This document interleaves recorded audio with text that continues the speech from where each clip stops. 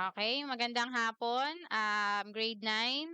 Ayan, so narito tayo ngayon para sa ating online class ng ating asignaturang Filipino.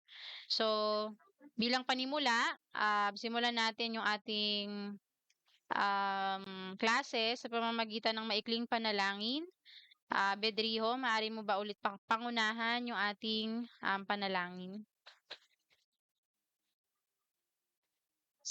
Ipikit po natin ang ating mga mata at iyoko ang ating mga ulo. Panginoon, maraming salamat po sa mga araw na nandyan kayo palagi sa amin, na patuloy na gumagabay. Maraming salamat po sa sitwasyon po na aming nararanasan, na kahit ganito po is patuloy pa rin po kayo na nandyan para po kami ay tulungan po sa lahat ng problema na aming nararanasan. Naway matupad po or masolusyonan lahat po ng problema na aming kinahihinatnan ngayon. Gayon din po ang mga guro na patuloy na nagtuturo po sa amin, maging aming mga magulang na patuloy na sumusuporta po sa amin. Yun lamang po at maraming salamat po sa pangalan mo, Lord. Amen. Ayan, salamat Bedriho. Okay. So, bago natin pasimulan 'no, share screen ko lang.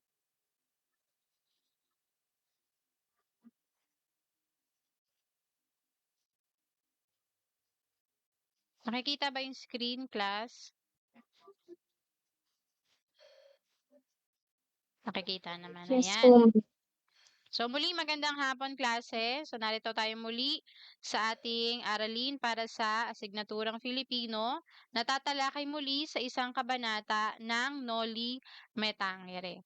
Okay, so kagaya ng dahil nga sa sitwasyon natin ngayon no, kagaya ng panalangin ni Bedriho, um, medyo online class lang muna yung gagawin nating klase sa hanggang matapos yung ating talakayan sa Filipino. Ayun.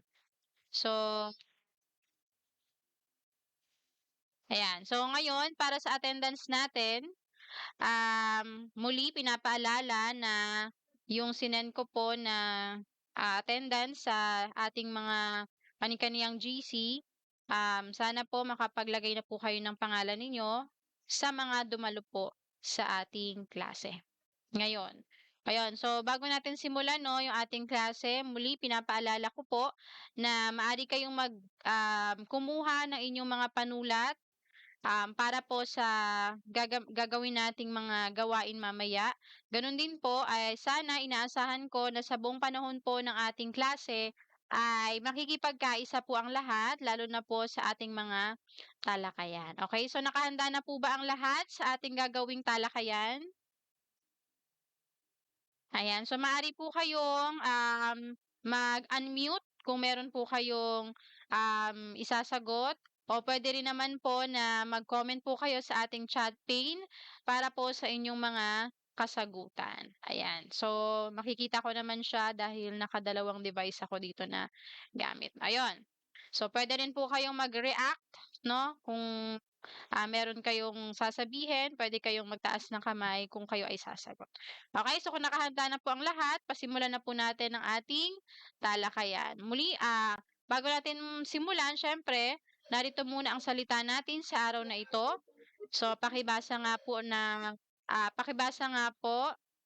filosopo, pakibasa mo nga yung salita natin sa araw na ito.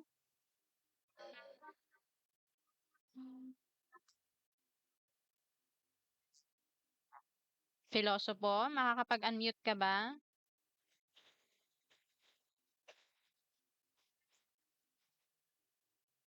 Wala. So, sino nais na magbasa?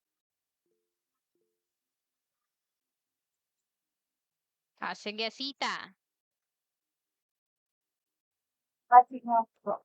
Batingaw, ayan. So, ang salita natin sa araw na ito ay batingaw. So, ang salitang batingaw, pamilyar ba kayo sa salitang batingaw?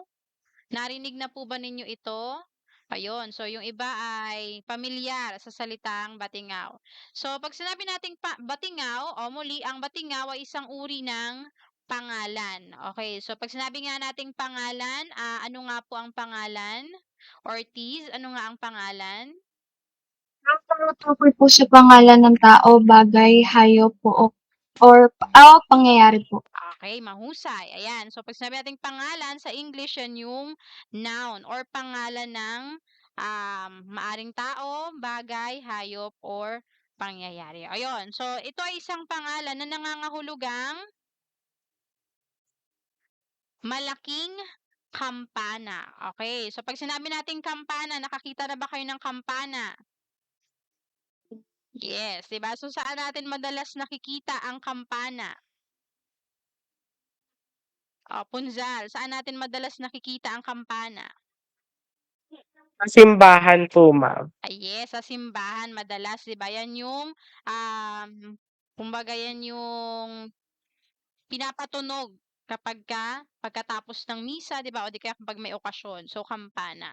So, dahil itong ating salita na batingaw, ito yung salita natin sa araw na ito, maaari niyo ba itong gamitin sa pangungusap? Sino yung nais na magbigay ng kanyang sariling pangungusap gamit yung salitang batingaw? Sige nga po, sino po yung nais na sumubok? Rivera. Ang batingaw ay pinapatunog ng mga sakristan sa simbahan. Okay, mahusay. Ayan. So, ang batingaw ay pinapatunog ng mga sakristan sa simbahan. Okay, muli, isa pang halimbawa. Sino pa yung nais na magbigay ng halimbawang pangungusap? Silva. Sige nga, Silva, try mo nga. Ah, sa aming simbahan ay may isang batingaw. Okay, sa aming simbahan ay may isang batingaw. Ayan. So, yan yung kahulugan ng batingaw na ibig sabihin ay malaking kampana. Ayan. So, may katanungan po ba sa kahulugan ng batingaw? May katanungan pa? Wala na? Okay. So, maaari na tayong dumako sa ating panibagong aralin. So, ngayon sa ating balik-aral klase, ayan. So, nais ko na bago natin sa pagbabalik-aral natin para sa Kabanata 20 ay nais ko na pumunta kayo sa inyong browser at i-type po ninyo doon yung kahoot.com. Kahoot.com. Search nyo lang po yung kahoot.com. Pagkatapos ay i-type nyo po itong pin na makikita nyo po sa screen.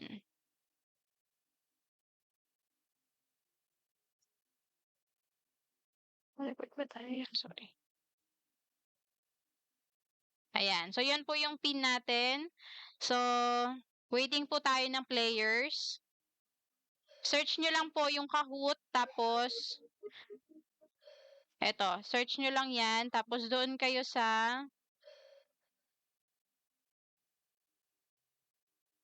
ayan. So, doon kayo sa login, no? Ay, hindi. Saan ba yun? Kahoot game.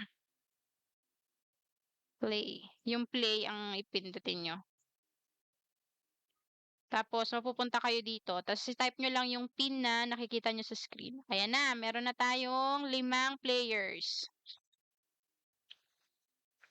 Corbeta, Duateo, Ortiz, Oliva, Hakyas. O, sino pang daragdag? Bedrijo. O, 6 na. Sige, yung iba, mag-try. At least makasampu tayong players. Okay na tayo.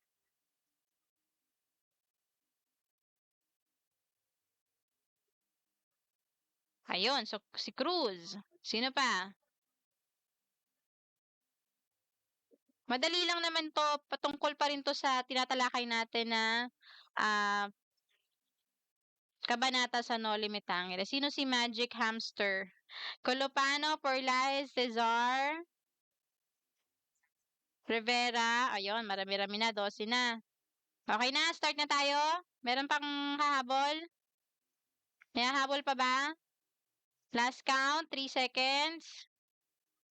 1, 2, yun, habol pa. 2, 3. Okay, sige, start na tayo. Okay na tayo sa 13 players. Okay, ready na ba itong mga players natin? Kung nakahanda na po, start na tayo. Pipili lang po kayo na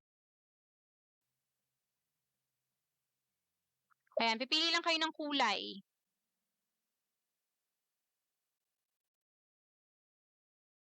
Okay, so para sa ating unang tanong, ano ang dalawang lapi, ano pangkat na nagdaos ng pulong sa tribunal?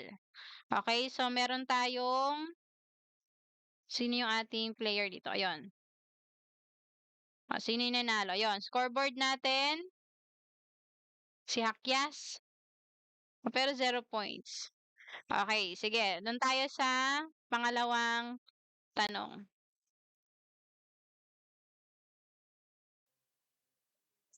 Ayan, pipili lang kayo ng ng sagot diyan sa dalawa.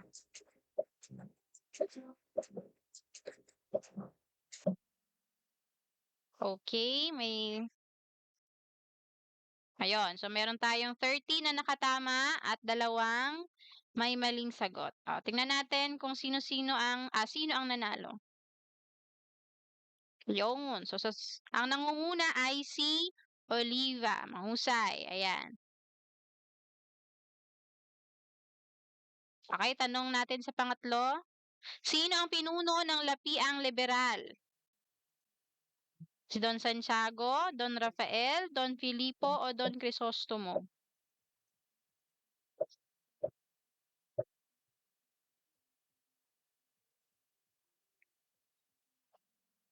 Okay. So, ang tamang sagot ay si Don Filipo. So, tingnan natin kung sino ang nanalo. Yon, nanguna naman ngayon ay si Rivera. Okay, next natin na tanong ay, tuwing kailan idinaraos ang pista ng San Diego?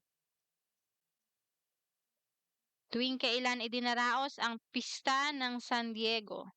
Nobyembre 12, Nobyembre 20, Nobyembre 22, o Nobyembre 17? Okay? So, ang tamang sagot ay tuwing Nobyembre 12.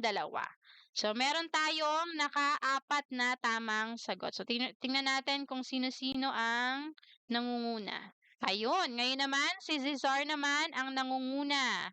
Ayan, very good. Next, last question. Last na lang. Ano ang pamagat ng Kabanata 20? Pilosopo Tasyo, ang bayang ng San Diego, si Sisa, o pulong sa tribunal?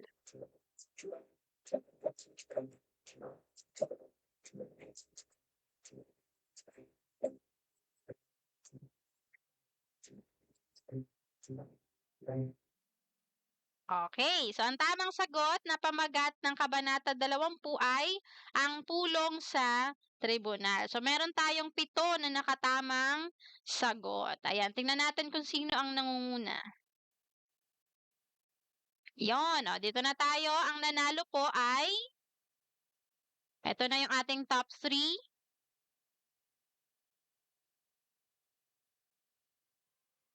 Yon, ayan. Congratulations. Pwede nyo pong screenshot. Ayan, so ang ating top 3 ay, third place ay si Ortiz. Ang second place ay si Jen Cruz. At ang ating top 1 ay si Cesar. Ayun, palakpakan natin sila. Mahusay. Ayan, so yan po yung mga tinalakay natin sa Kabanata 20. Ayun, so pwede nyo i-screenshot ito tapos pasend na lang sa GC, no? Para makita ko kung yung mga nagkaroon ng plus points. Ayan, so very good class. Ayan, so dito na tayo dumako sa ating talakayan. Balik tayo dun sa ating tinatalakay kanina. Ayan. So, yan po yung tungkol sa Kabanata 20. Ngayon naman, sa ating pagsisimula ng ating talakayan ngayon, ay ito po yung ating pinakamahalagang kasanayang matututunan pagkatapos nating talakayin yung ating aralin. So, ito ang ating pinakamahalagang kasanayan Naihahambing ang mga katangian ng isang ina noon at sa kasalukuyan batay sa napanood na dulang pantelebisyon o pampelikula. Narito po ang kanyang quote. So yan yung inaasahan nating matututunan pagkatapos nating matalaka yung ating aralin sa araw po na ito. Ayan, so pasimulan natin ang ating aralin. So meron akong ipaparinig sa inyo klase na isang awitin. So pakinggan po ninyong mabuti. Pagkatapos ay meron tayong mga katanungan na nakaabang pagkatapos nating mapakinggan yung awitin. May sound ba?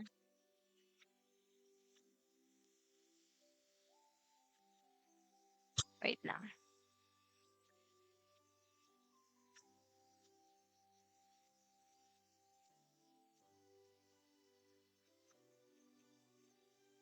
Walang sound, no?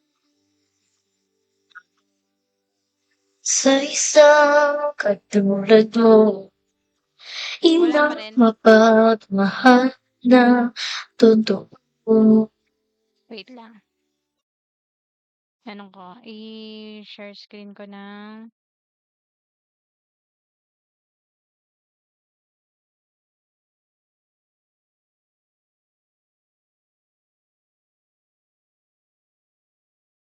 stop presenting.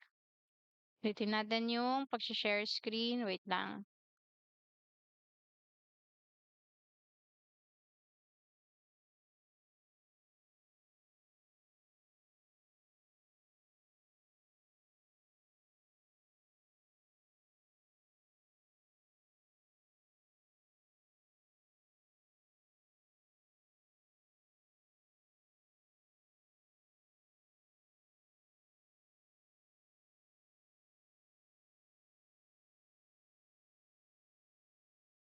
Bakit ayaw?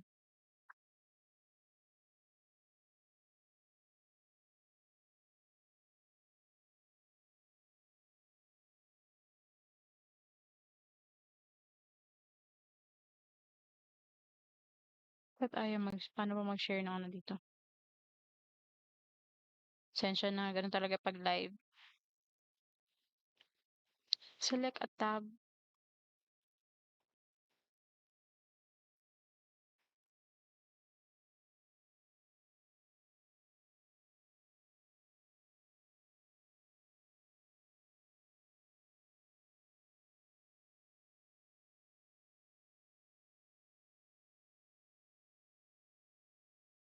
Mhm.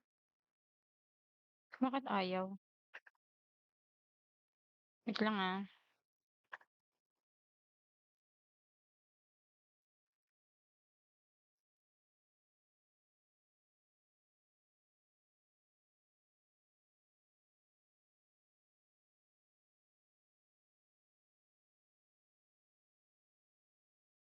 Try ko nga ulit.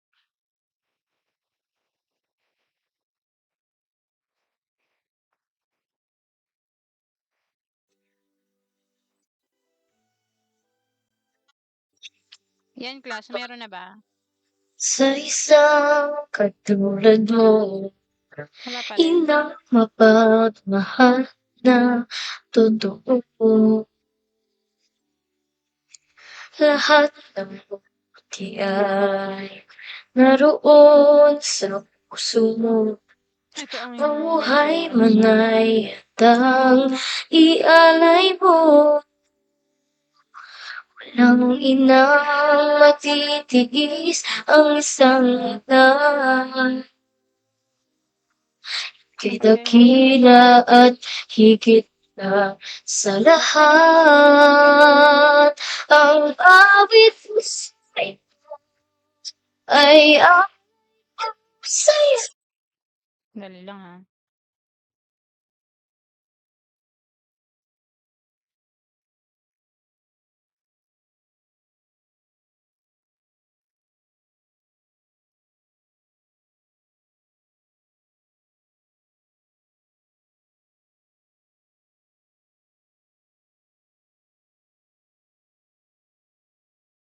Bakit ayaw?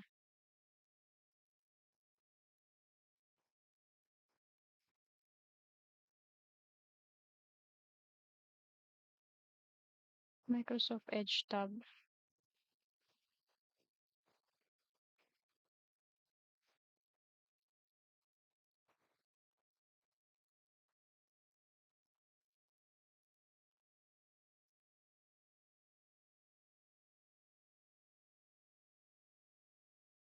Ito, try ko lang.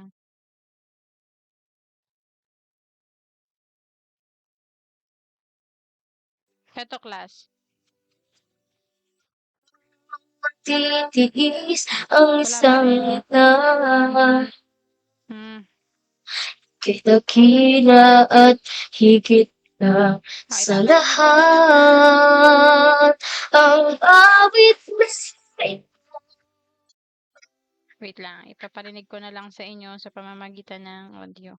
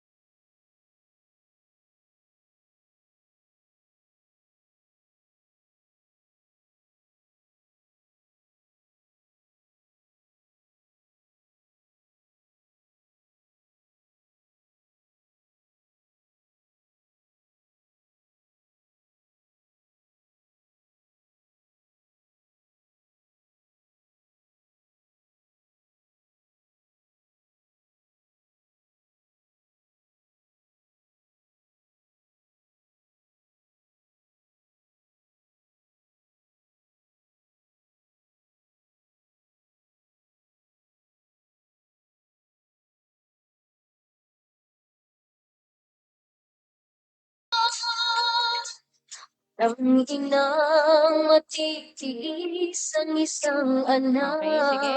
So,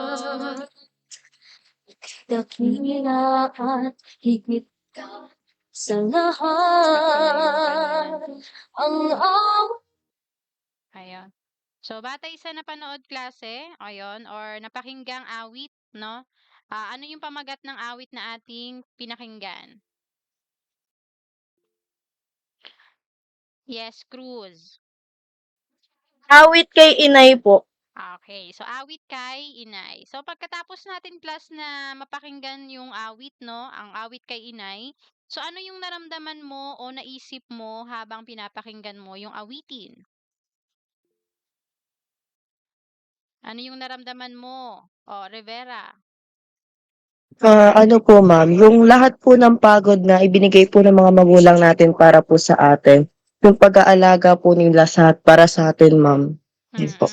Ayun, Yun yung mahusay. pagmamahal ko po. Okay, yon. So, yung lahat ng pagmamahal, 'di ba, na pinigay sa atin ng ating mga magulang, particular na yung ating nanay or si nanay. Ayan. So, ano kaya yung mensahe klase ng ng awitin na nakapaloob doon sa inyong napakinggan? Ortiz. Ano sa tingin mo yung mensahe ng awit na ito? Ma'am, naglalaman po yung kanta po na yun ng pagpapasalamat po at pagmamahal po sa kanya pong ina. Yes, tama, ayun. So kumbaga, ito ay pasasalamat 'no, isang awitin na pinagkaloob ng anak sa kanyang ina na pasasalamat sa kanyang nanay. Okay, kung kayo ba ang tatanungin klase, ayan. Kung kayo yung tatanungin, ano ba yung katangian ng iyong ina na talaga namang, hinahangaan mo? 'Di pala ako naka-open cam. Ka-open cam naman ako, 'di ba? Tama ba? Nakikita ba ako sa video? Hindi. Bakit hindi ako naka-open cam? Ayun. Ayun. So, ano sa tingin niyo klase yung katangian ng iyong ina na hinahangaan mo? Sige nga, magbigay ka nga po. Sino yung mga nagre-raise ng hands? Ikaw nga, Ladero. Sacrifices po. Sorry na, medyo choppy ka. Sacrifices po. Yes, masakripisyo. Yon. Nagtaas kanina si ano si Punzal. Ikaw, Punzal, ano ba ang hinahangaan mong katangian ng iyong inay or ng iyong ina? Bukod maalaga po, ma'am. Maalaga, ayun. So, sino pa? Ikaw naman, Kolopano. Ano bang katangian ng iyong Mabait ina po. ang iyong inahangaan? Mabait. Yes, nak? Mabait po. Mabait, ayun. Ikaw, Karoza. Pagbigay po. Mapagbigay, ayan.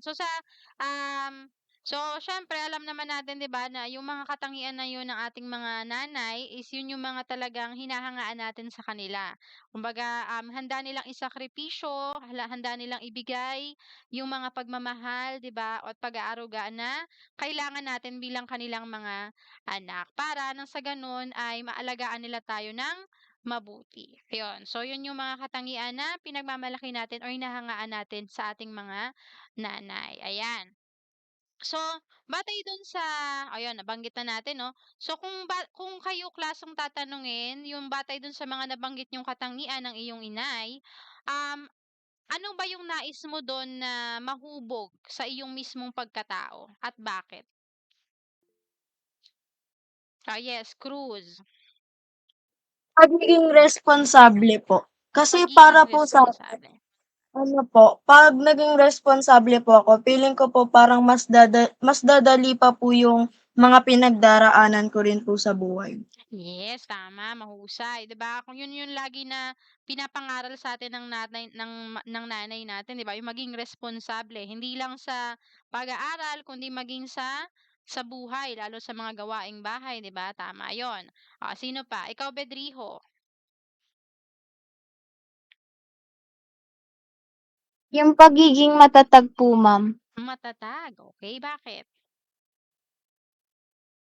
Kasi sa ano po, sa lahat po ng pagsubok na ating nadadaanan sa buhay or nararanasan po, kailangan po talaga natin maisaayon sa sarili natin yung pagiging matatag para po makamit po natin yung buhay na hinahangad po natin sa hinaharap. Tama, ayan. So, yun yung madalas rin, 'di ba, na sinasabi sa atin or pinapayo sa atin ng ating magulang na balang araw ay mahubog sa ating pagkatao, yung pagiging matatag. Kasi talaga naman sa buhay class, lalo kapag ka ikaw ay dumating na sa punto na nagtatrabaho ka na, hindi talaga madali ang buhay. Siguro ngayon dahil estudyante kayo, medyo magaan pa, pero pagdating na kayo na yung mismo yung nagtatrabaho, maiintindihan niyo kung bakit kayo laging pinapayuhan ng inyong mga magulang. Ayun. So, paano mo ipinadarama sa iyong ina ang iyong taus-pusong pasasalamat sa lahat ng kanyang mga ginagawang pagsasakripisyo para sa iyo? O ano yung mga ginagawa mo para maipadama mo yung iyong pagmamahal? O, sige nga, Karosa. Wala akong nakikitang ano, sa Gawaing bahay. boses, ha. Pagsunod, okay, paggawa ng mga gawaing bahay. O, Duwateo. Ano po ma'am, ginagawan po ng mga handwritten letters kapag po kunyari birthday niya or kapag Mother's Day. Then Yes, dun po very sa good. letter, Mm.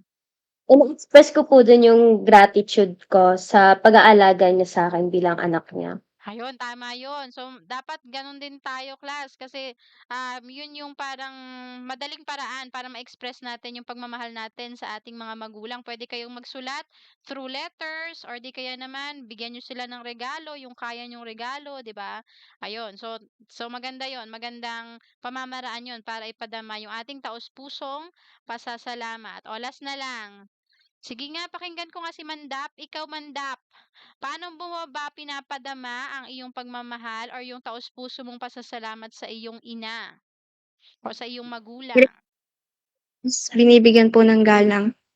Okay, pagbibigay, galang. Ayan. So, yan yung ilan sa mga pamamaraan na pwede nating i-apply para mapakita natin yung pasasalamat natin sa kanila. So, bakit ba natin yan tinatalakay o bakit ba natin tinatanong yan? Okay, batay dun sa naging awitin, di ba, na pinakita natin. So, yan kasi klase ay may kaugnayan sa ating tatalakayin na aralin na um, patungkol sa isang ina na kabilang sa kabanata ng Noli Me Tangere. Okay, wait lang at medyo nag-ano tayo.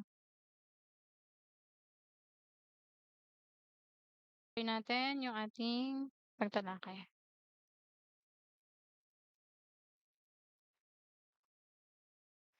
Ayun. So, ang tatalakayin natin, class, na kabanata ay may kaugnayan sa naging gawain natin kanina, no, patungkol sa awit katungkol sa ating ina. So ngayon, bago natin talakayin yan, syempre, ay tatalakay muna, kilalanin muna natin or alamin muna natin o meron tayong mga mahihirap na salita na makikita natin or mababasa natin doon sa ating tatalakay na kabanata. Na kabanata 21 na patungkol ito kay Sisa. So ngayon ay tutukuyin lamang po ninyo kung ano yung kahulugan ng mga salitang nakasulat ng makakapal at ano yung kanyang mga kasalungat. Hahanapin niyo lang po yung kasagutan dito na sa kahon na nasa itaas. Okay? So, sino yung nais na sumagot para sa unang bilang? Ang salita natin o ang mahirap na salita dyan ay planong arestuhin. Ang salita natin ay arestuhin. Sino-sino ang mga sige, Armilio. Yung ano po, kahulugan po niya is hulihin, tapos yung sa kasalungat po niya is palayain. Tama. So, pag sinabi natin arestuhin, ang kahulugan ay hulihin at ang kasalungat ay palayain. Tama, mahusay. Okay, pangalawa, batid ang hirap. Ano ang kahulugan ng batid at ano naman ang kanyang kasalungat? Osirin.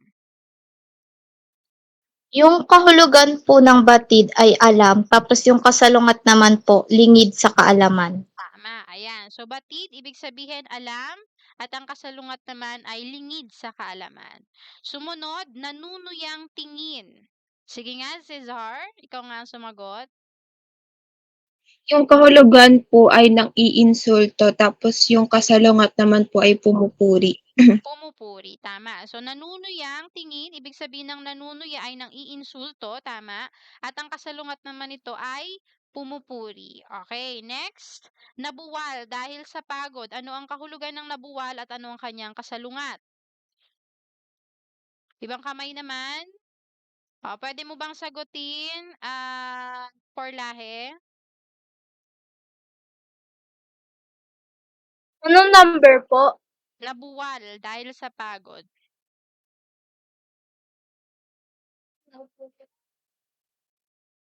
Try lang po. Nabuwal. Nabuwal po? Sige. Tumayo? Hindi ko alam. Nabuwal. Kaya mo yan. O, sinong nais na tumulong kay Porlahe? O, sige, Corono. Ikaw nga, Korono, Yung kahulugan po natumba, tapos yung kasulungat po tumayo. Tama, ayan. Nabuwal, ibig sabihin natumba at ang kanyang kasalungat ay tumayo. Okay, mahusay. Next, mainam na plano. Anong ibig sabihin ng mainam? At ano naman ang kanyang kasalungat? O, sige, bawi, porlahe. Yung kahulugan po ng mainam, mabuti, tas yung kasalungat po, masama. Tama, ayan. Mainam o mabuti ang kahulugan at ang kasalungat ay masama. At ang sumunod, nakapiit. Asawang nakapiit. O, sige, abogado. Ang kahulugan po ay nakakulong at yung kasalungat po nakalaya. Tama. Ayan, nakapiit or nakakulong at ang kasalungat ay nakalaya. Panghuling salita, naghihinagpis na puso. O, yes, Rotone. Yung kahulugan po nalulungkot tapos yung kasalungan po nagagalak. Okay, nalulungkot at ang kanyang kasalungat ay nagagalak. Okay, so yan po yung mga salita na makikita natin or um, makikita natin or ma-encounter natin sa talakayan natin na kabanata patungkol sa buhay or naging buhay ni Sisa. Okay, so para nang sa gano'n ay kapag nakita niyo yung sa mga salita na 'yan ay maging pamilyar kayo sa sa kanilang mga kahulugan. Okay? So, sunod tayo. Okay, bago natin pasimulan klase yung ating talakayan patungkol sa kabanata tungkol kay Sisa, ay narito muna yung mga gabay na tanong na dapat nating masagot pagkatapos nating mabasa or mapakinggan yung kabanata tungkol kay Sisa. Okay, pwede bang pakibasa ang unang tanong? Yes, Hakyas? Bakit takot na takot si Sisa habang siya ay patakbong pauwi sa kanilang tahanan? Okay, salamat. Bakit takot na takot si Sisa? So, dapat nating malaman yan or masagot yan pagkatapos nating mapakinggan yung kabanata. Pangalawa, pakibasa mo nga. Kolopano, pakibasa. Bakit hinuli ng mga gwardiya sibil si Sisa? Makatarungan ba ang ginawang pagdakip sa kanya? Okay, salamat. Pangatlong tanong. So, dapat tinitake note nyo po yung mga tanong para habang pinapanood nyo mamaya yung video ng kabanata ni Sisa ay nasasagot nyo rin yung mga katanungan na makikita nyo ngayon. Okay, pangatlong tanong, pakibasa mo nga. Ibang kamay naman. Oliva, pakibasa mo nga. Sorry. Bakit hindi Sige. Tuloy na. wala pa po yung number 3 po ba? Oo, number 3. Bakit hindi nagawang salubungin ni Sisa ang mga taong lumalabas galing sa simbahan? Ano ang tingin ni Sisa sa kanyang sarili ng mga sandaling iyon? Okay, salamat. At ang pang-apat, pakibasa mo nga. Tordillo, ikaw naman.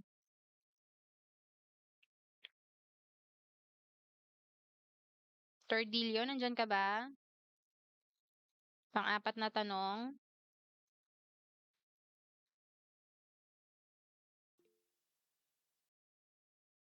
Wala kang mic. Sige, ano na lang. Si Karalos. Pakibasa mo nga, Karalos.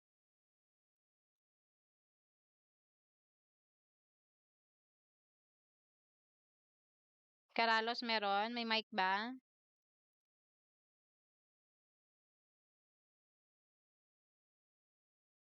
Wala si Karalos.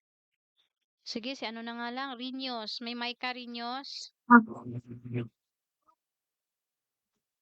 Bakit hindi nagawang salubungin ni Sisa ang mga taong lumabas galing sa simbahan? Ano ang tingin ni Sisa sa kanyang sarili ng mga sandaling iyon? Okay, salamat. Okay, pang-5. O, Corbeta, may mic ba, Corbeta?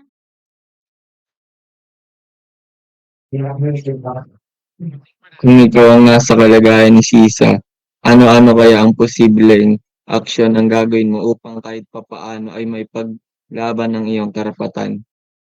Okay, salamat. At ang panghuli ay,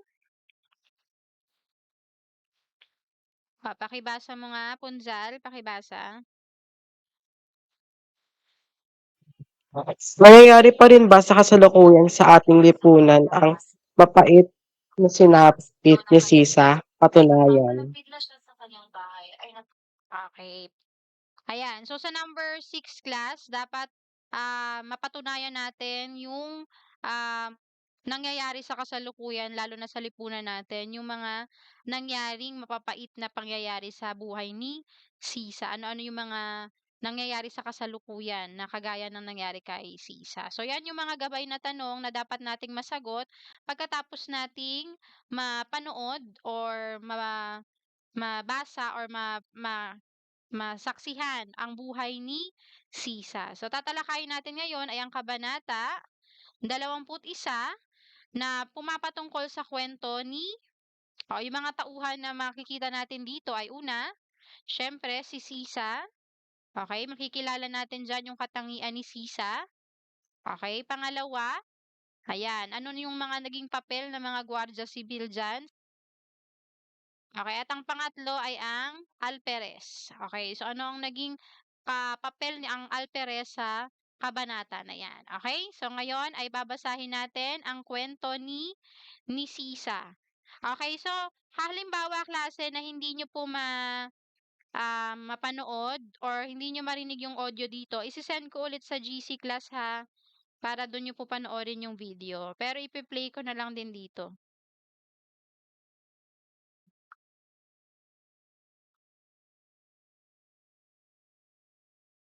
So, habang pinapanood po yung video, ay dapat nasasagot nyo na rin po yung mga katanungan doon sa binasa nating mga gabay na tanong. Yes, Hakyas? At saka Rinyos, may tanong ba? May nais na sabihin? Wala. Okay, sige po. O, na-send ko na sa GC class. So, panoorin po natin ng sabay-sabay yung kabanata or kasaysayan ng isang ina. Ito ang isip na tumatakbong pauwi si Sisa. Matinding bumabagabag sa kanyang isip ang katotohanang sinabi sa kanya ng kawaksi ng kura. Para siyang tatakasan ng sariling bait sa pag-iisip kung paano maiiligtas sina Basilio at Crispin sa kamay ng mga sibil. Tumindi ang sikdo ng kanyang dibdib nang papalapit na siya sa kanyang bahay ay natanaw na niya ang dalawang gwardiya sibil na papaalis na. Saglit na nawala ang kaba sa kanyang dibdib. Hindi kasama ng mga sibil ang isa man sa kanyang anak. Pero ang sumunod na sandali ang siyang nagbalik ng kabang kaninang akala niya ay nawala na. Nilapitan siya ng dalawang gwardiya sibil. Nasaan ang iyong anak? Ikaw bang ina ng magnanakaw? Ha? Ina ng magnanakaw? Huwag ka nang magsinungaling. Nasaan ang mga anak mo? Sabihin mo na kung hindi, babarinin kita. Mga Ginoo, hindi po magnanakaw ang mga anak ko. Si Basilio nga ay walang maibigay sa akin kahit isang kusing. Halukugin niyo ang bahay ko, ngunit wala kayong makikitang bata sapagkat matagal nang nawawala si Crispin. Kung ganon, ikaw ang aming dadamputin at dadalhin sa kwarto. Teka lamang po, wala po akong kasalanan. Bakit niyo ako dadamputin? Itinago mo anak mo. Muling nagsumamo si Sisa, pero mistulang bingi ang kanyang mga kausap.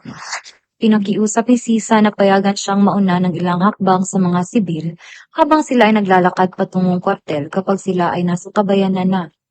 Pagkarating nila sa kabayanan ay tiyempong katatapos pa lang ng misa. Hiyang-hiya si Sisa at halos malusaw siya sa tingin ng mga tao doon. Pinagbubulungan siya. Pasok! Sigaw ng gwardiya sibil at itinulak siya papasok sa kwartel. Sa bawat paglipas ng sandali ay unti-unting nadadagdagan ang kasiphayuan ni Sisa. Alalang-alala na siya sa kung anong nangyari sa mga munti niyang anghel. Hindi niya mapigilan ang mapaluha. Hindi niya akalain na mangyayari sa kanila ang nangyayari ngayon. Magtatanghali, nababagabag ang damdamin ng alperes at inutos na palayain ang Sus. Ngunit hinang-hina na siya. May 2 oras din siyang nakabalandara sa isang sulong. Painot-inot na naglalakad sa Sisa hanggang sa muli siyang makarating sa kanyang bahay. Tagling umakyat siya sa kabahayan. Tinawag ang pangalan ng mga anak.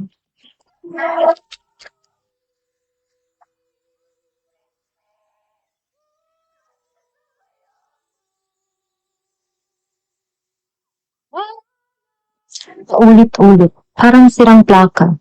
Ngunit hindi niya ito makita. Kahit na panhik-panaog ang ginagawa niya. Tinungo niya ang gulod at sa may gilid ng bangin. Wala ang kanyang hinahanap. Patakbo siyang bumalik sa bahay.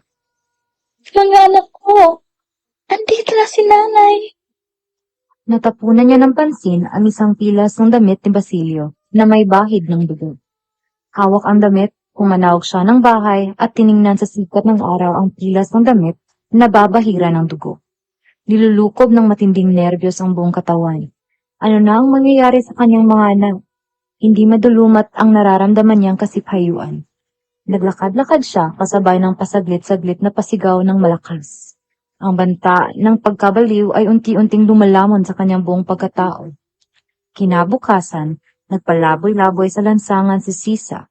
Ang malakas na pag-iyak, hagulgol, at pagsigaw ay nagsasalit at kung minsan ay magkasabay na ipinakita ang kanyang kaanyuan. Lahat ng mga taong nakakasalubong niya ay nahihintakutan sa kanya. Okay, so ayan. So yan yung kabanata 21 na ang kasaysayan ng isang ina.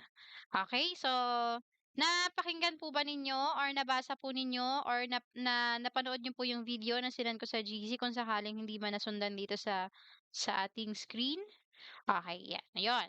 So ngayon ay simulan na natin na talakayin yung mga gabay na tanong kanina, no?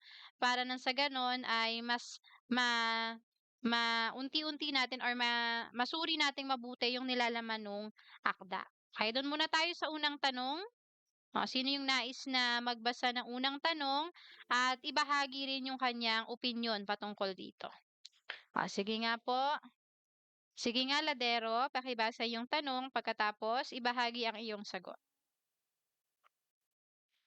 Bakit takot na takot si Sisa habang siya ay patakbong pauwi sa kanilang tahanan para iligtas po si Basilio at Crispin sa kamay ng mga sibil? Okay, takot na takot siya dahil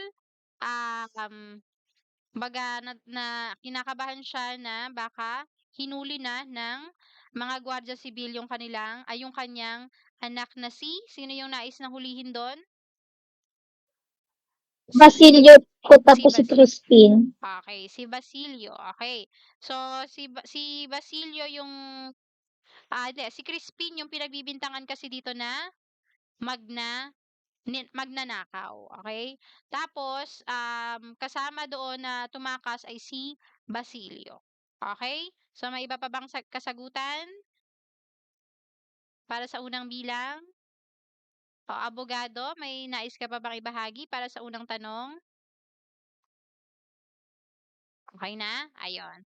So, doon tayo sa pangalawang katanungan. O, sino yung nais na magbasa at ibahagi yung kanyang sagot? O, sige, Pedrijo.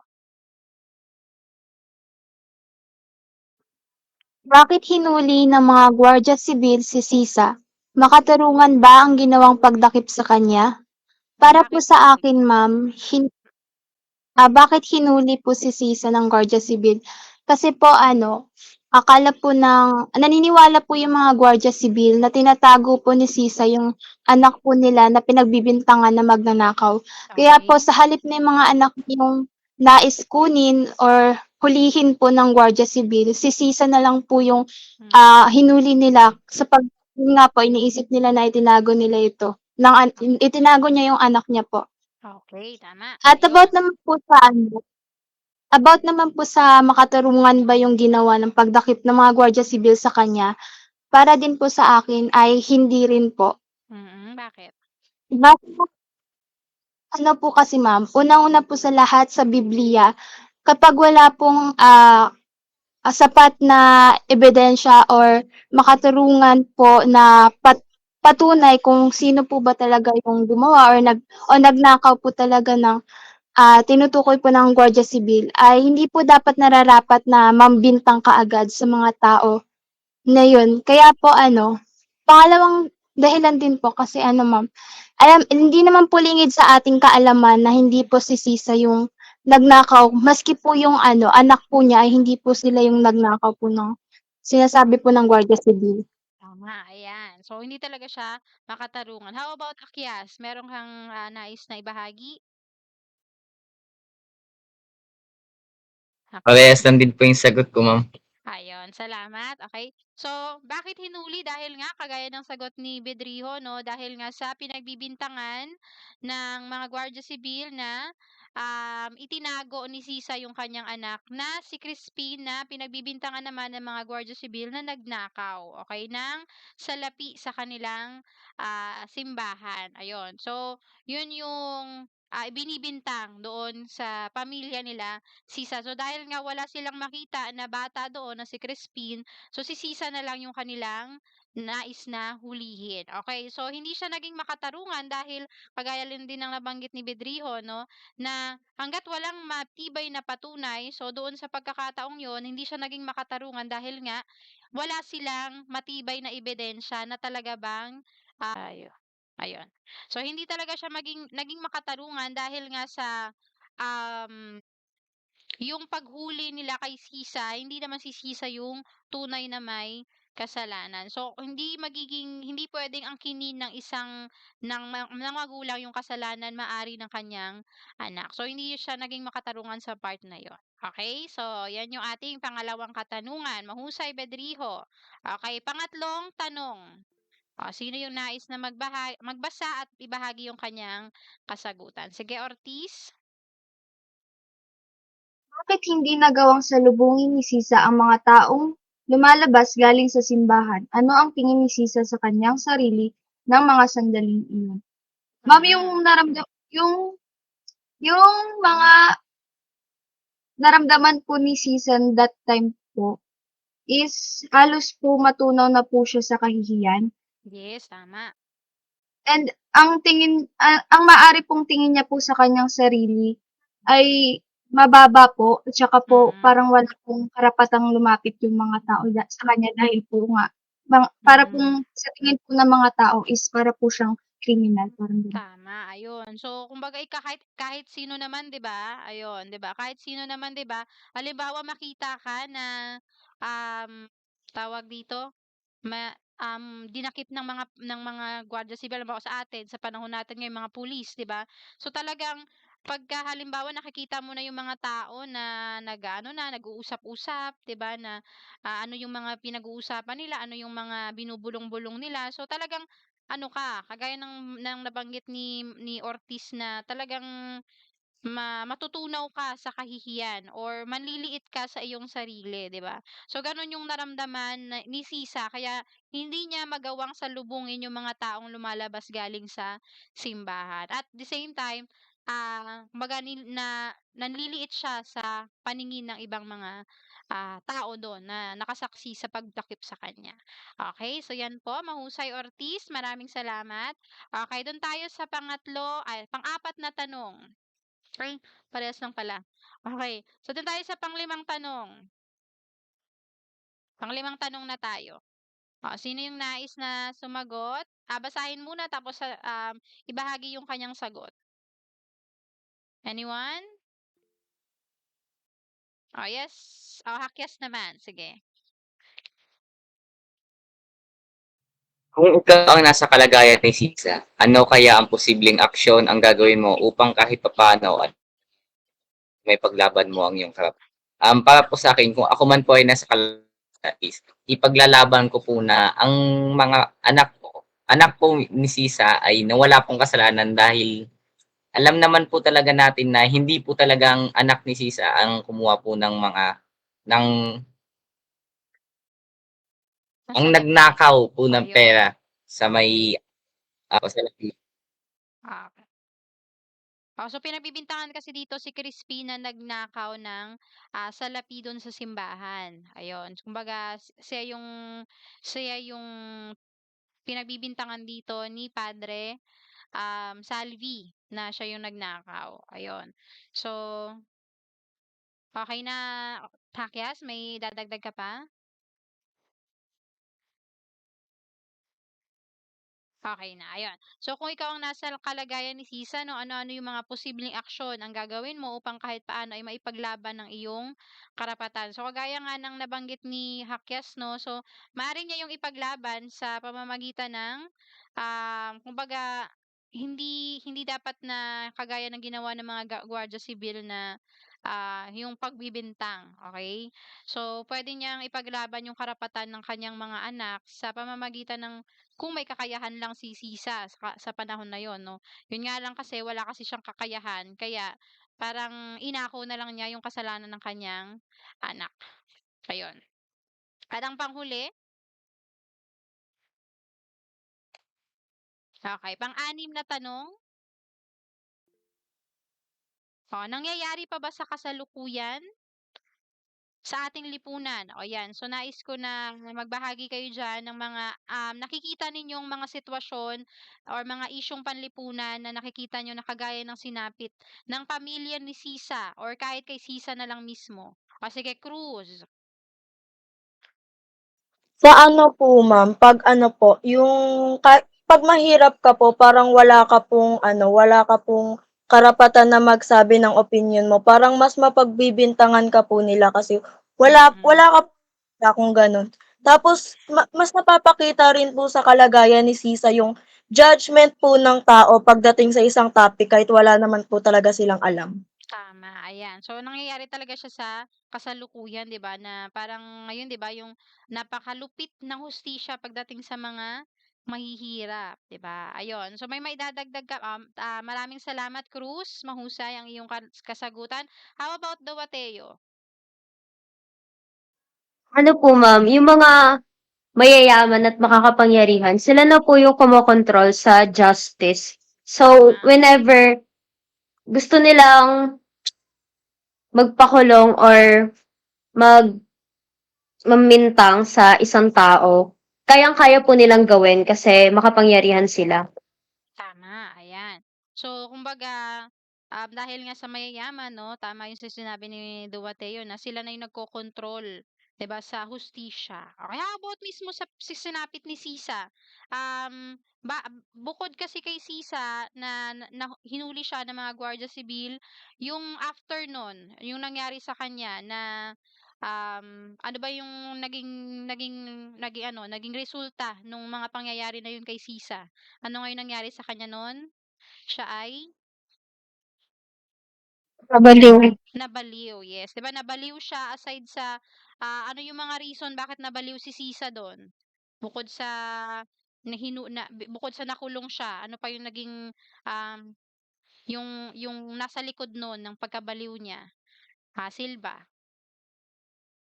Ito ma'am, hindi niya po matagpuan yung dalawa niyang anak. Tama, hindi niya matagpuan yung kanyang dalawang anak, tapos at the same time, si Sisa kasi dito Tapos, ay ano pa? nalaman po niya na namatay yung anak niya. Tama, namatay si Crispin, 'di ba? Ayun, isa pa 'yon sa naging dahilan kung bakit siya nabaliw. Meron pa, aside do'n, matinding depresyon, tama. Ayun, ano pa? O, Rivera. Pinagbubuhatan po siya ng kamay ng ano po, asawa niya po. Tama. Isa pa 'yon sa naging rason sa kanyang pagkabaliw kasi nga um, inaabuso siya or pinagbubuhatan siya ng kamay ng kanyang asawa, okay?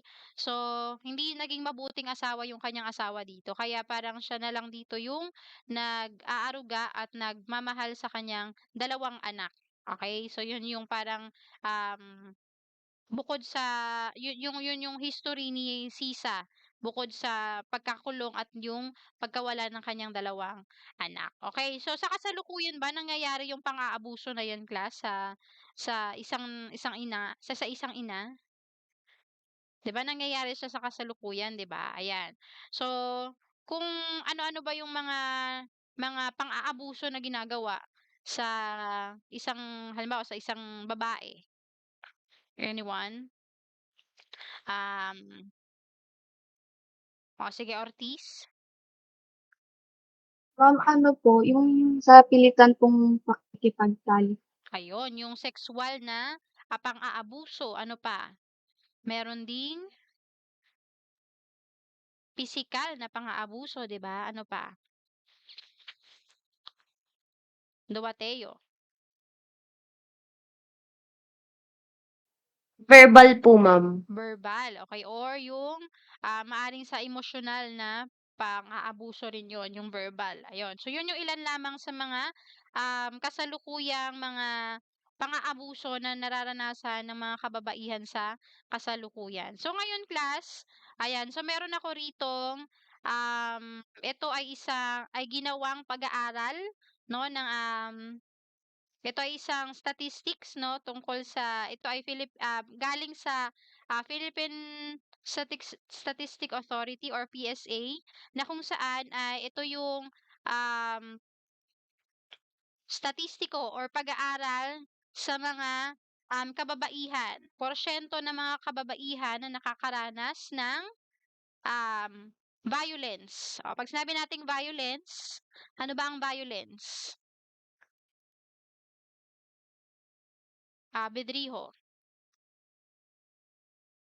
Yung mga gawain po na Pang-aabuso, 'di ba? Or violence or pang-aabuso. Ayun. So, meron tayo rito klase na pag-aralang mabuti, yung nasa chart, pag-aralang mabuti. So, ano-ano yung mga iba't ibang mga violence or pang-aabuso ang nabanggit diyan or pinapakita diyan. Magbigay nga ng ilan sa mga violence or pang-aabuso na nabanggit, Rivera.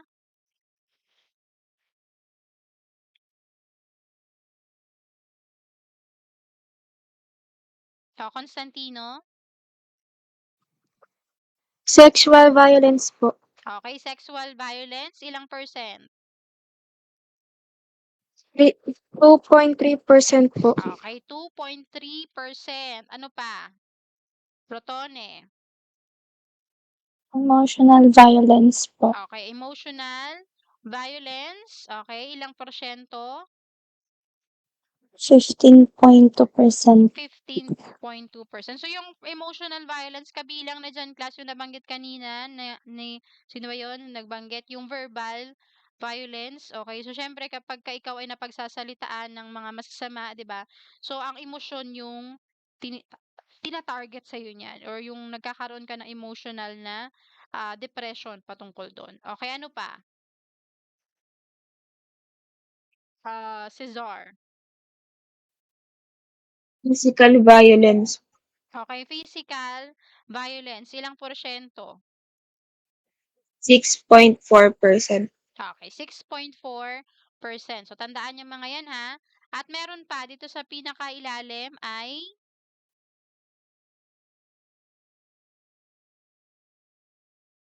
ano yung 17.5%? Ano naman yan?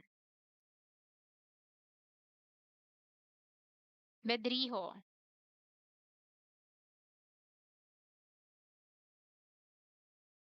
Yung nandito sa Yung ilalim. ano po, ma'am, yung mismong sa husband po nila nararanasan or sa partner, both physical, sexual, and emotional din po yung nararanasan nila. Okay, so ibig sabihin, itong 17.5% na to, yung tatlong nabanggit, pangkalahatan to. Kumbaga, lahat ng pang-aabuso nararanasan niya, physical, sexual, emotional, doon sa kanyang asawa or sa kanyang intimate part. Kumbaga, lahat na lang ng pang-aabuso ginawa sa kanya. Okay, so halos 17.5% yang porsyento na nakakaranas ng mga kababaihan. So imagine that, class, no?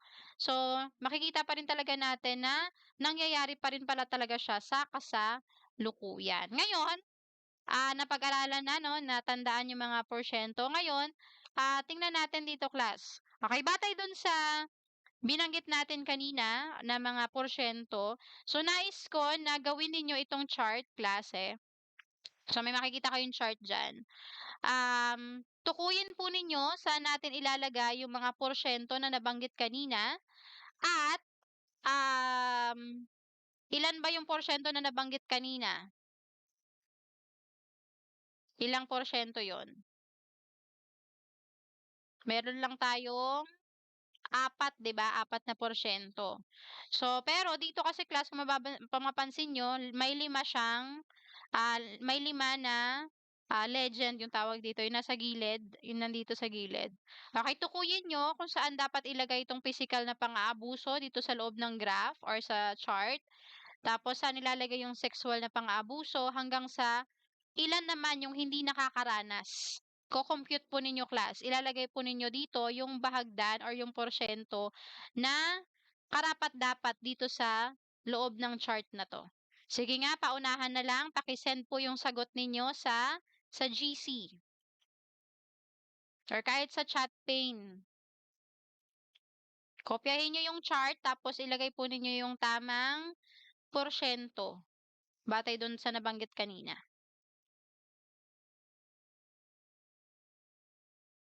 Paunahan na. Tingnan ko kung sino yung makakasagot ng tama.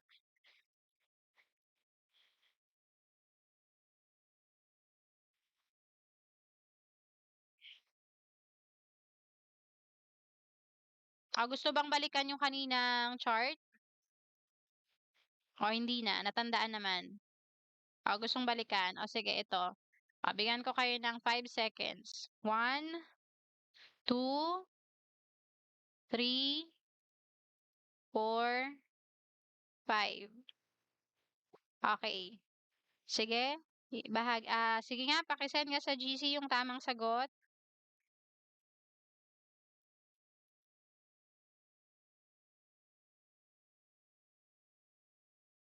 Anyone? So, ilan yung ilalagay nyo lang kung saan dapat dito sa chart na to yung saan yung physical na pang-abuso, batay sa ano niya, sa laki ng pie chart. No? So, sa laki ng kanyang, ang tawag dito, yung hati niya. Ayun. Sexual na pang-aabuso, emotional na pang-aabuso, lahat ng pang-aabuso. Tapos ilan kaya sa tingin nyo yung hindi naman nakakaranas ng pang-aabuso? Ko-compute nyo lang yun, class. Compute nyo lang siya sa 100%.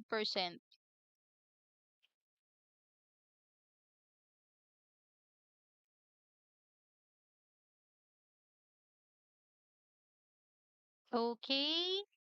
May magdadagdag? Si Bedriho lang?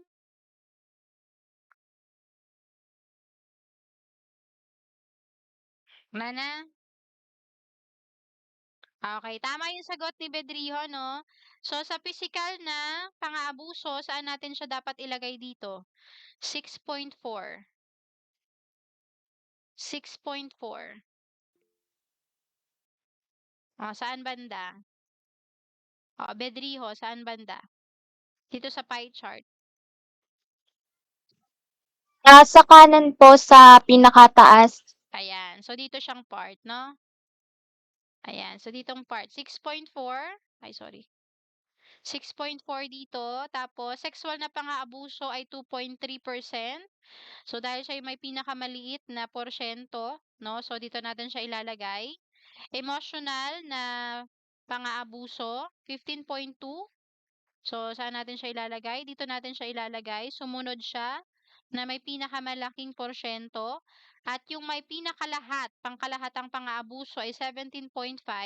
So, dito natin siya sa may sumunod sa may pinakamalaking porsyento ng pang-aabuso.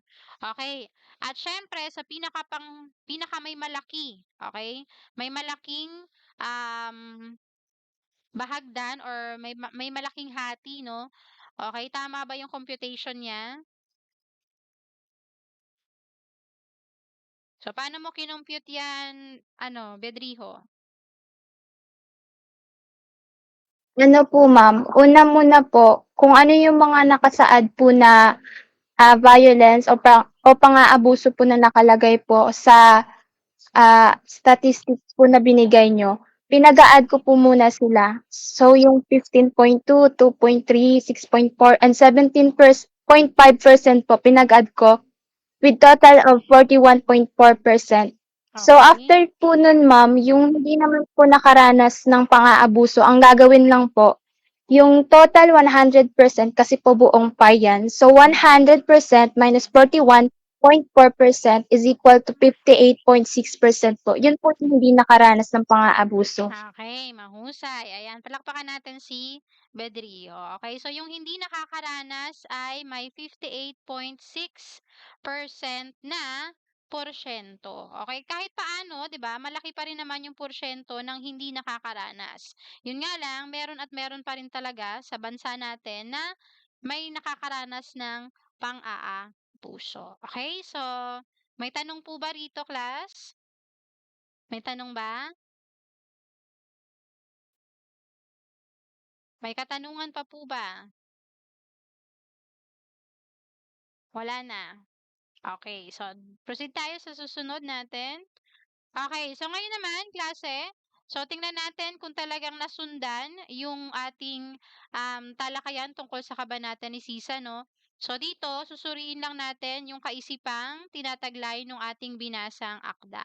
Okay, so ang gagawin lamang po natin, lagyan ng check ang patlang kung ang pahayag ay may katotohanan, batay sa nilalaman ng akda, at X naman kung hindi. Kung nabanggit po siya doon sa binasa nating akda. Or nakita natin yung pangyayari dun sa akda na binasa natin. Okay, nakahanda na po. Pwede nyo ilagay or isulat yung inyong sagot or i-chat po yung inyong sagot. Okay, so unang katanungan, i-comment na lang yung sagot ha. Okay, number 1. Takot na takot si Sisa sa kanilang bahay sapagkat batid niyang naroon ang lasinggerong asawa. Check or X?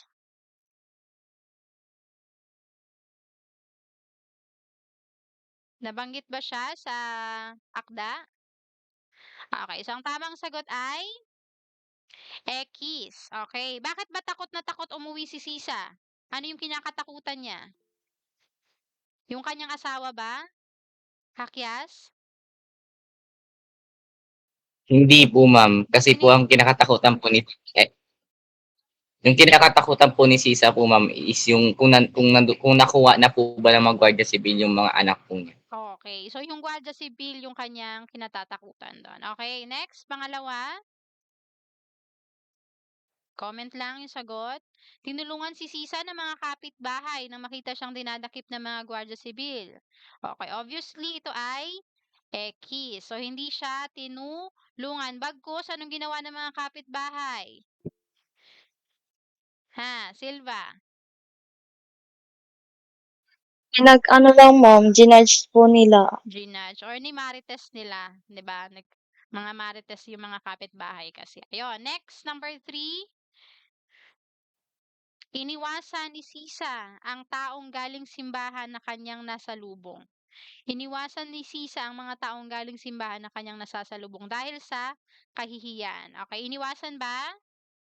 Yes, iniwasan niya or hindi siya, nagtalukbong siya, 'di ba? Nagtalukbong siya para hindi niya makita yung mga taong nakakasalubong niya dahil siya nga ay nahihiya. Okay, number 4. Naratnan ni Sisa ang kanyang mga anak sa kwartel na pinagdalhan sa kanya. Naratnan ba? Yes, hindi siya naratnan. Okay, so wala siyang naratnang anak doon sa kwartel na kanyang pinagdalhan sa kanya. At ang panghuli ay ipinag-utos ng alperes sa mga Guardia Civil na palayain si Sisa sapagkat para sa kanya ay pakana lamang ng praile ang lahat ng binibintang sa mag-iina. Okay, so pinautos ng, tama ba? Okay, alperes, tama. Okay? Okay, so dito naman klase, so meron tayong 15 minutes para gawin natin tong gawain na to. So papangkatin ko kayo klase sa 3 pangkat. Okay, so ilan ba kayo ngayon? Ilan tayo ngayon?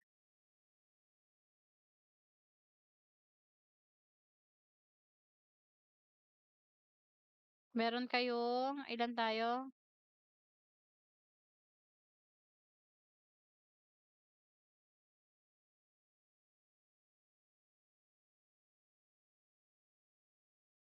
21 na participants or 20 na participants, no? So, papangatin ko kayo sa 3 klase or di kaya gawin nyo class, sino yung para sa unang pangkat, pangalawang pangkat, at pangatlong pangkat. So, pipili lang kayo dyan klase ng nais ninyo na sagutan para sa bawat pangkat. Okay? So, pili kayo ng nais ninyong tanong dyan na gusto ninyong sagutin. Pagkatapos ay ilagay po ninyo yung inyong kasagutan sa chat pane. Okay? So, kahit isa lang dyan class na tanong. Okay? So, yan ba ay una, yung tanong ba na una, paano mo mabibigyang halaga at maigagalang ang mga karapatan ng mga kababaihan? Pangalawa, ano-ano ang mga batas o organisasyon ang maaring lapitan at hingan ng tulong ng mga kababaihang naaabuso?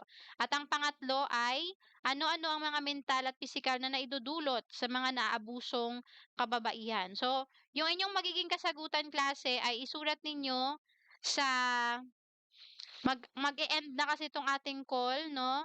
So, nais ko na pagka namatay class, out lang tayo, tapos balik tayo ulit para ipagpatuloy natin yung talakayan dito. So, doon nyo ipopost class sa chat pane yung inyong sagot para dito sa tanong na to.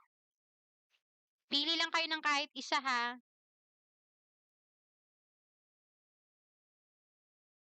Wag muna nyong ilagay yung sagot nyo sa chat pane kasi baka mamatay mamaya eh.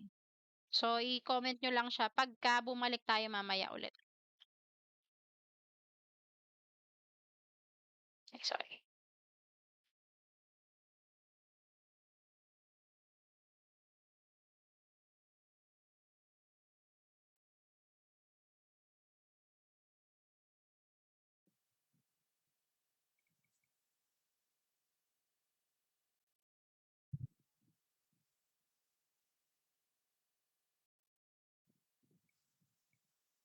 Ay, comment nyo lang sa chat pane yung sagot nyo para makita ko yung kung anong grupo kayo.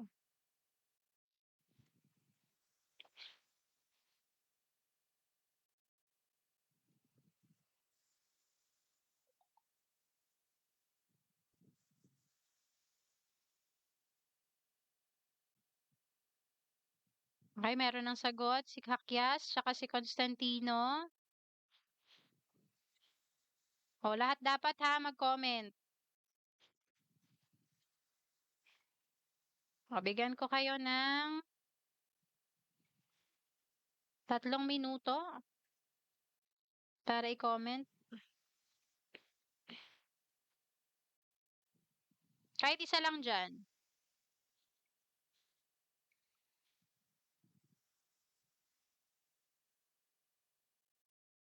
Sulat nyo sa chat pane yung inyong sagot. Okay, kay Rotone, Armilio, kay Rotone ay pangalawang pangkat. Kay Silva at kay Armilio ay pangatlo. Okay, wala bang pwedeng sangwan?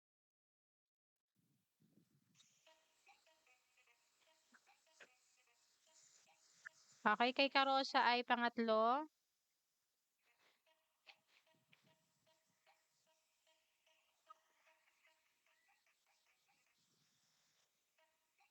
Kay Cesar ay pangatlo. Kay Cruz ay pangatlo. Pangatlo rin kay Ortiz.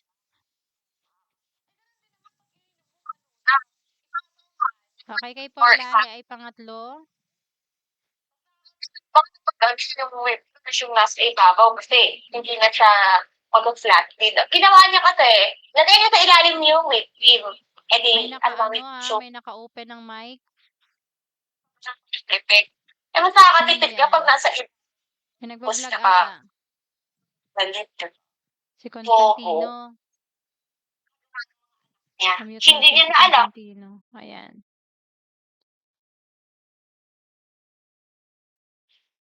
Okay, Punzal ay pangalawa. Wala bang sasagot sa number 1?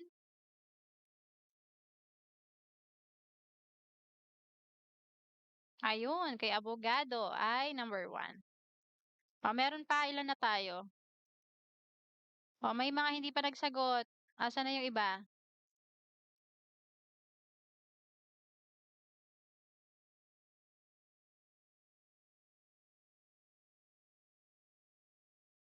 Moses, si ano lang ang sumagot?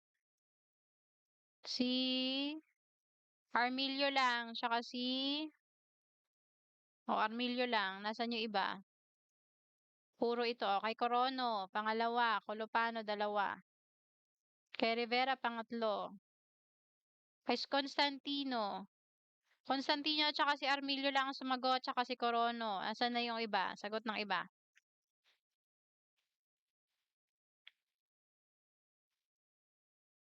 Okay, so, idadagdag pa?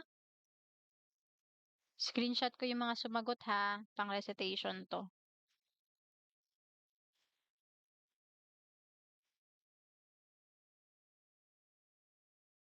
Ma'am, wait lang po. Sige lang. Kay Tordillo ay una.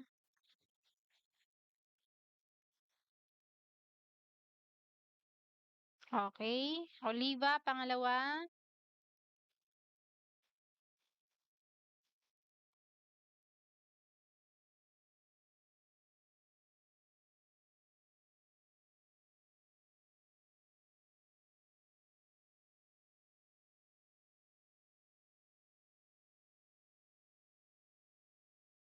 Okay, kay Rinyos, pangkat isa. O kaya hindi ko na kayo pinangkat klase kasi aside sa wala tayo rito, dapat kasi meron sana at least na breakout session. Sa Zoom kasi may breakout session, eh dito kasi sa Google Meet wala. Pero dahil nga sa walang breakout session, ganyan na lang yung pinagawa ko para at least ano nyo, kumbaga kayo mismo yung pumili ng inyong magiging pangkat. Okay, kay Corbeta, pangkat isa. Okay. So, wala na. Ayun. So, maraming salamat sa inyong mga naging kasagutan, no?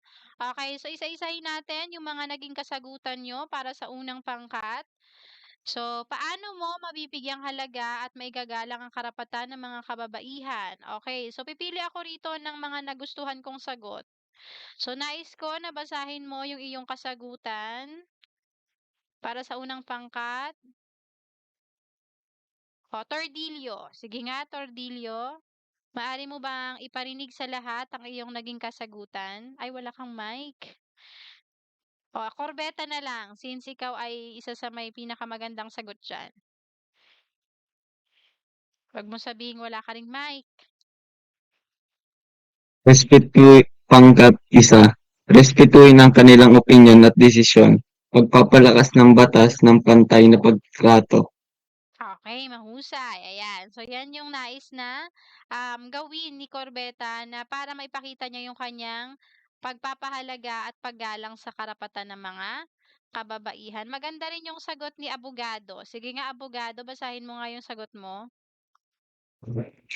Ang pagpapahalaga at paggalang sa mga karapatan ng kababaihan ay nagsasakot ng pagtataguyod para sa pagkakapantay-pantay ng kasarian, pagsuporta sa mga patakarang nagtaguyod ng pagbibigay kapangyarihan ng kababaihan, pakikinig at pagpapalakas ng boses ng mga kababaihan, paghahamon ng mga stereotype at kinig at aktibong pagsisikap sa lansangan ng mga sistematikong hadlang sa ganap na partisipasyon at pamumuno ng kababaihan sa lahat ng aspeto ng lipunan. Ayan, mahusay, Abogado. So, napakaganda ng mga naging kasagutan niya, no? So, gusto niya na maitaguyod yung pagkakapantay-pantay ng kasarian, 'di ba?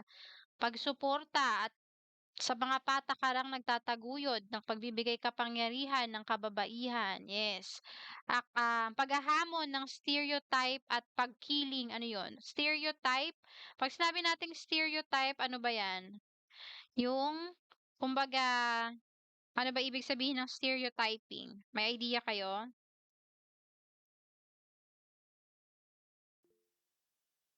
Stereotyping.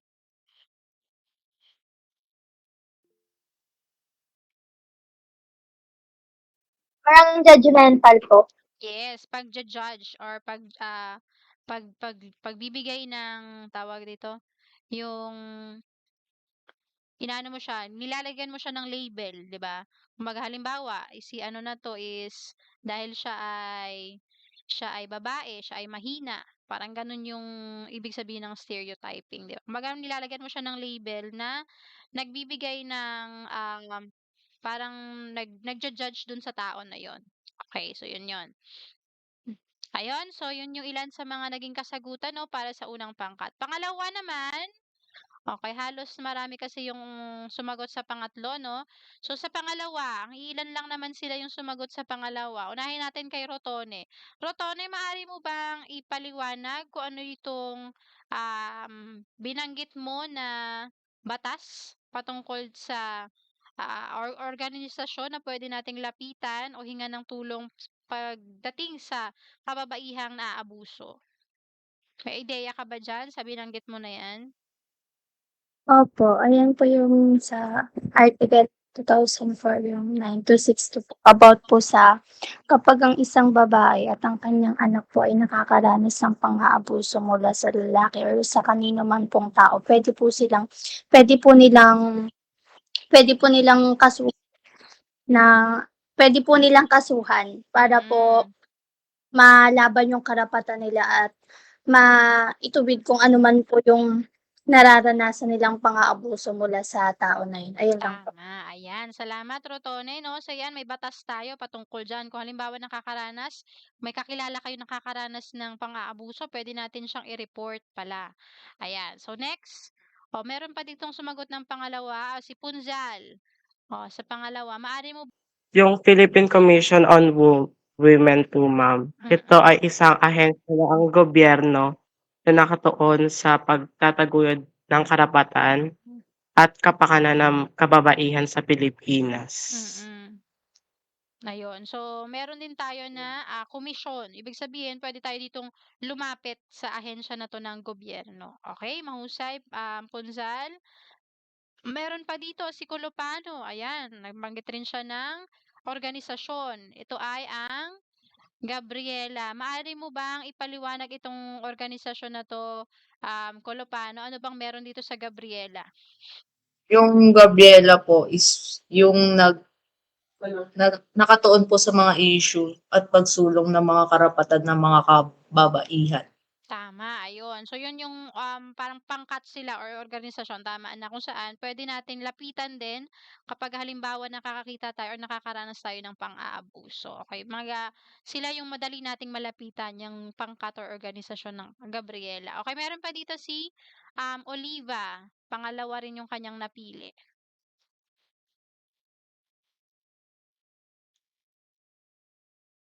Oh, maaari mo bang ipaliwanag ito, Oliva?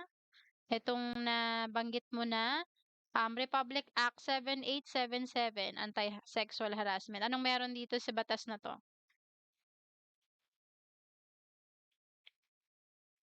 Andiyan ba si Oliva?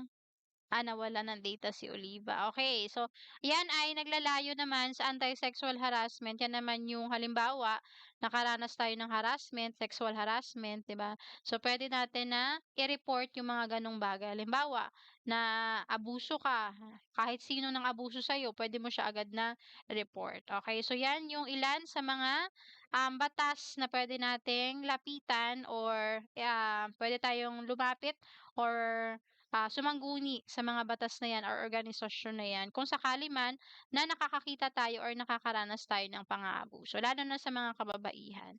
Okay, at ang panghuli naman, ayan, so ano no mga pisikal o mental na naidudulot kapag tayo ay naaabuso lalo na sa mga kababaihan. So napakarami ng sumagot sa number 3 'no. So, pili lang tayo ng at least dalawa. Okay, sige nga. Basahin mo nga yung sagot mo. Sino pa ba yung hindi ko nabanggit?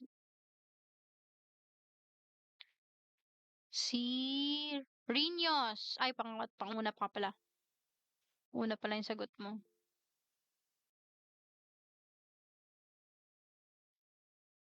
Piliin natin si Corono. Maaari mo bang ibahagi yung iyong sagot, Corono?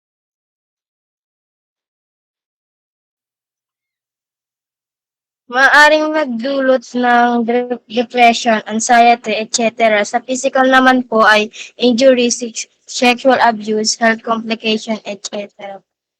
Okay, so yon. So yun yung maaari nating maranasan 'pag tayo ay naaabuso lalo na sa mga kababaihan. Okay, at ang huli, sige medyo mahaba 'tong sagot niya. Oo, unahin natin na lang sige i-ano na lang natin, basahin na lang natin yung kay sige dito tayo kay Bedriho, napakaano, effort ng sagot niya, eh. Sige nga, basahin mo nga yung sagot mo, Bedriho. Ano po? Pangkat 3, ang mga babaeng naaabuso ay nagdudulot ng masasamang epekto sa kanilang mentalidad. Gayon din po sa pisikal na pang-aabuso gaya ng una ay ma'am nilahat ko na po ito, ma'am. Sige, sige. Una po ang pisikal na pinsala. Kasama po dito ang mga pasa, sugat o kahit mga bali sa buto. Yun po yung mga ginagawa na as in physical po talaga na ginagawa po, pang-aabuso na ginagawa po sa kababaihan po. Pangalawa, yung emotional trauma po. Ito ay maaaring magdulot ng, gaya po na sinabi ni Corona po, Janet, magdulot ng depresyon, pagkatakot, kawalan ng kumpiyansa sa sarili at iba pang mga issue sa kalusugan sa pag-iisip. Pangatlo naman ay ang mga suliraning pangkalusugan tulad ng pagkabalisa na nangyari nga din po kay Sisa, pagkawala ng pagtulog at iba pang mga problema sa kalusugan. At ang panghuli naman po ay ang pagbabago ng pananaw sa buhay. Bukod po sa yung mababa po yung pagtingin niya sa sarili. As in, nagbabago po talaga yung pananaw niya sa buhay like parang nawawalan din po siya ng kumpiyansang mabuhay dahil nga po sa pang-aabuso na nararanasan po ng kababaihan. Ayan. So maraming Naging salamat. Ayun. Sige tuloy. Maging sa mga taong kanilang nakakasalumuha din po, nahihirapan silang magtiwala muli sa mga ito dahil po sa nararanasang pang-aabuso. So ang mga ito ay ilan lamang sa mga epekto sa mental at pisikal na pang-aabuso sa mga kababaihan. Ngunit bago ko po wakasan ang aking kasagutan, nais ko lamang ipaunawa sa lahat na sa kabila po ng mga sitwasyon o karanasang pang-aabuso na ginagawa sa kababaihan na tulad po natin o tulad ko rin, patuloy pa rin po tayong magtiwala sa ating magagawa upang maipaglaban ang mga karapatan ng bawat isa. Tayong lahat ay isang biyaya na pantay-pantay na nilikha ng ating may kapal. Kaya nararapat lamang po na magkaroon din tayo ng pantay-pantay na pagtrato o karapatan na nakukuha po natin sa ating kapwa. So, advance happy Mother's Day din po sa lahat ng mga tuwirang ina. Yun lang. Ayan. So maraming salamat, Bedrio. Very well said, no? Ayan, sa palakpakan natin.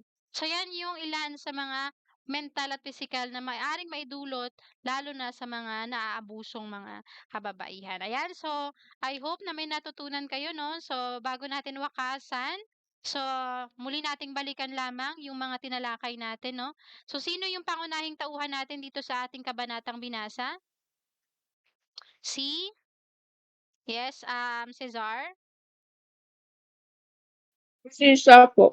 Si Sisa, okay, ang pangunahing tauhan. Okay, ang pangalawa, o ano-ano yung mga katangiang ipinakita ni Sisa sa kabanata na maaari nating maihambing sa mga katangian ng ating na isang mabuting ina.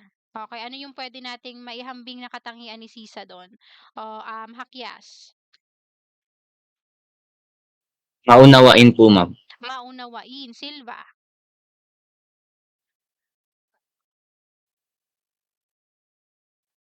Yes, Silva? Pag-aalala po sa anak. Pag-aalala sa anak. Okay, Constantino. Masakripisyo po. Sakripisyo. Okay, so yun yung ilan sa mga pwede nating maihambing kay Sisa. At ang panghuli, o ano yung aral na natutunan mo sa kabanatang ito? Sige nga, Armilio, anong aral ang natutunan mo?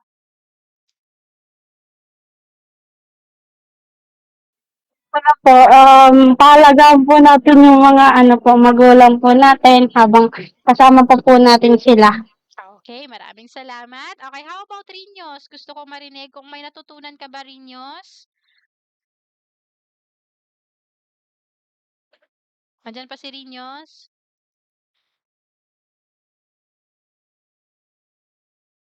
Rinyos. Tulog na yata si Rinyos. Si Corbetta, may natutunan ka ba, Corbetta? Meron po. Ano yung natutunan mo, Corbetta? Galangin at respetuhin ang mga kababaihan, ma'am. Yeah, maraming salamat. Galangin at respetuhin ang mga magulang. Last na lang, Constantino. Anong natutunan mo, Constantino?